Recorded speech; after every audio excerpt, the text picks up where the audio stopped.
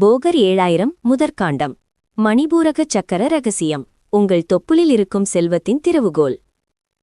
செய்யவே மாலுட லக்ஷ்மிதானும் சித்த மகிழ்ந்தப்போது சித்தியீவார். பையவே ஏறுதற்கு பலனும் சொல்வார், பல வாந்தொழிலுனோட பக்குவமே சொல்வார். உய்யவே இறக்காமல் சடந்தானிருந்த உறுதியாம் யோகத்துக்கு உண்மை சொல்வார். ஐயவே அஷ்டாங்கம் அனைத்தும் பார்க்க அதற்கதற்கு வங்கமெல்லாம் அறிவிப்பாரே. வணக்கம். போகர் 7053வது பாடலில் நம் உடலிலேயே இருக்கும் ஒரு மகாசக்தியைப் பற்றி பேசுகிறார். இந்த பழமையான ஞானத்தை விளக்கும் இந்த எளிய மாணவனின் முயற்சியில் தவறுகள் இருப்பின் பெரியோர்கள் பொறுத்தருள்க. உங்கள் உடலிலேயே திருமாலும் லக்ஷ்மியும் அருள்பாலிக்கும் ஒரு இடமுண்டு என்பது தெரியுமா? அந்த இடத்தை சித்தி செய்தால் அஷ்டமா சித்திகளும் அஷ்டாங்க யோகமும் சித்திக்கும் என்கிறார் போகர். அது எப்படி? இந்த பாடலில் போகர் குறிப்பிடும் மாலுட லக்ஷ்மி என்பது வெளியே இருக்கும் தெய்வங்கள் மட்டுமல்ல, நம் தொப்புளுக்கு அருகே உள்ள மணிபூரக சக்கரத்தின் தெய்வீக ஆற்றலாகும்.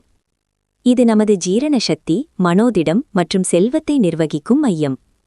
இந்த மையத்தை யோகத்தால் சித்தி செய்யும்போது குண்டலினி சக்தி மெல்ல மேலே எழும்பும் வழி பிறக்கும் என்கிறார்.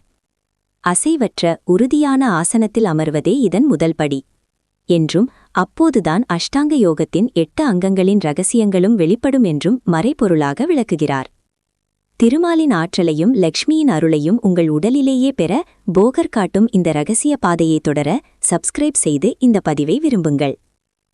இங்கு கூறப்படும் பயிற்சி செல்வத்தை ஈர்ப்பது மட்டுமல்ல, அதன் இறுதி நோக்கம்.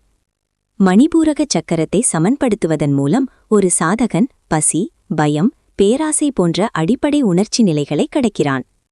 இறக்காமல் சடந்தானிருந்த என போகர் கூறுவது போல உடல் ஒரு அசைக்க முடியாத கருவியாக மாறுகிறது. இது பிராணசக்தியை தடையின்றி மேல்நோக்கி பயணிக்க செய்து உயர் சக்கரங்களை திறக்கிறது. இதுவே உடலை ஒரு கோவிலாக்கி பிரபஞ்ச உணர்வோடு ஒன்றிணைவதற்கான முதல் படி. மணிபூரக சித்தி. நன்றி. ஓம் நம சிவாய. வாழ்க வளமுடன்.